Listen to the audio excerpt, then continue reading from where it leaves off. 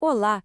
Sabe aquela imagem que a gente tem da agricultura de um trabalho mais manual no campo? Então, essa imagem já ficou para trás. Hoje a gente vai ver de perto a revolução tecnológica que está transformando o campo brasileiro num dos lugares mais high-tech do planeta. E olha, isso não é nenhum exagero. A coisa está parecendo ficção científica mesmo. A era da enxada e do palpite acabou. A gente está falando da agricultura 4.0. Uma realidade onde as ferramentas são drones, inteligência artificial e robôs que trabalham com uma precisão impressionante. Ok, para a gente entender o tamanho dessa mudança, vamos comparar. De um lado, aquela imagem clássica, né? Trabalho braçal, muita coisa na base da intuição. Do outro, a realidade de hoje. Tudo automatizado, decisões que são guiadas por uma montanha de dados, e no lugar da enxada, drones e robôs. É o fim do achismo e o começo da era da eficiência máxima. E a nossa análise começa por cima, lá do alto, com os verdadeiros guardiões robóticos das lavouras de hoje em dia.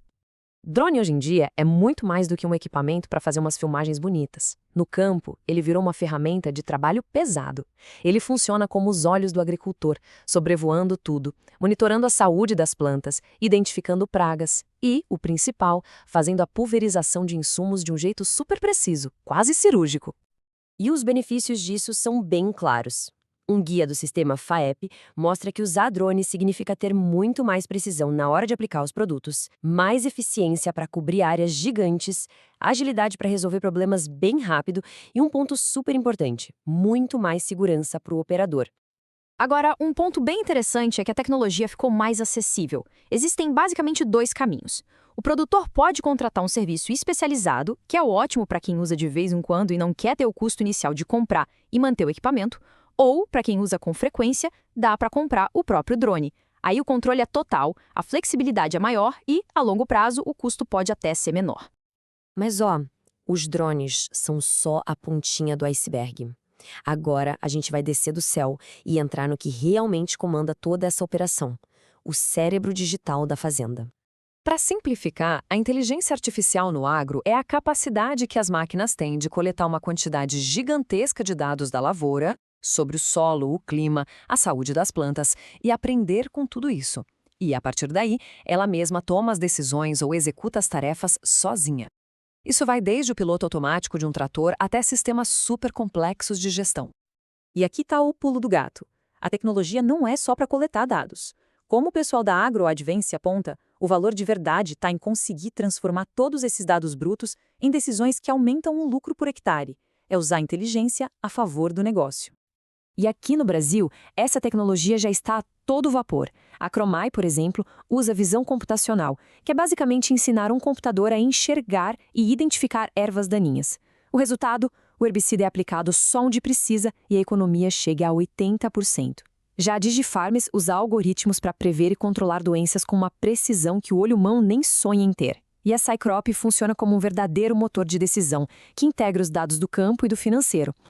Bom, com um cérebro digital tão poderoso assim, o próximo passo é meio óbvio, né? Dá um corpo para ele. Então vamos agora para o nível do solo, conhecer os robôs que estão colocando literalmente as rodas na terra. A gente está falando dos VAs, os veículos agrícolas autônomos. E é importante entender a diferença. Isso vai muito, mas muito além de um simples piloto automático. Um VA é uma máquina feita para operar 100% sozinha no campo, sem ninguém na cabine. E um exemplo que já é referência no mercado é o Solix, da Solinfitec. Esse robô é fantástico. Ele opera 24 horas por dia, 7 dias por semana, movido a energia solar. Ele detecta pragas, faz a pulverização só onde precisa e ainda coleta dados do solo. E o mais legal é o modelo de negócio. Ele funciona como fazenda como serviço. O produtor contrata a eficiência do robô, não a máquina em si. Isso ajuda a democratizar o acesso a essa tecnologia de ponta. E olha, isso não é um futuro tão distante. A previsão é que os primeiros tratores totalmente autônomos comecem a chegar em regiões como o Mato Grosso do Sul já em 2026. Isso vai marcar um ponto de virada definitivo na automação do campo. Com tanta tecnologia mudando o jeito que a gente produz os alimentos, a pergunta que fica é: como isso vai mudar o que a gente come? Vamos agora explorar conceitos que estão redefinindo a própria ideia de fazenda e de comida. Uma dessas novas ideias são as fazendas verticais. A lógica é cultivar alimentos dentro de prédios, nas cidades, usando técnicas como a hidroponia. Isso permite produzir comida sem agrotóxicos, economizar muitos recursos naturais, não depender do clima e, o mais importante, aproximar a produção de quem vai consumir. Ok, mas e se a revolução for ainda mais radical? E se fosse possível literalmente imprimir a nossa comida do zero a partir de células? Pois é, um estudo recente, que teve a participação de uma pesquisadora brasileira da Unesp, fez exatamente isso. Eles criaram duas biotintas, uma com células de músculo de frango, outra com microalgas. Depois de cultivar milhões de células, uma bioimpressora 3D combinou as duas tintas para imprimir alimentos em formatos super complexos, tipo macarrão, um donut e até uma coxa de frango. A consequência disso é impressionante. Essa tecnologia abre as portas para uma nutrição totalmente personalizada. No futuro, vai ser possível imprimir um alimento projetado, sob medida, para as necessidades nutricionais de cada pessoa.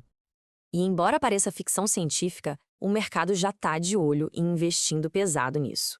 Só em 2024 foram investidos 139 milhões de dólares no mundo todo na indústria de carne e frutos do mar cultivados. Grandes empresas, inclusive gigantes do setor de alimentos aqui no Brasil, já estão construindo centros de pesquisa para isso, mostrando que o negócio é sério. No fim das contas, toda essa inovação, dos drones à comida impressa, tem um propósito muito maior. Não é só tecnologia pela tecnologia. É sobre encontrar jeitos mais eficientes e mais sustentáveis de alimentar uma população mundial que não para de crescer. E isso tudo deixa uma pergunta para a gente pensar, né? Se o campo hoje já está assim, como é que vai ser a comida no nosso prato em 2050? A gente viu que o futuro do agro já começou. E por falar em futuro, queremos saber, qual outra tecnologia que está mudando o mundo o pessoal gostaria de ver explicada por aqui? Deixa a sugestão aí nos comentários. E claro, não se esquece de se inscrever no canal para mais análises como esta. Afinal, a próxima grande revolução pode estar sendo plantada agora mesmo. A gente se vê na próxima.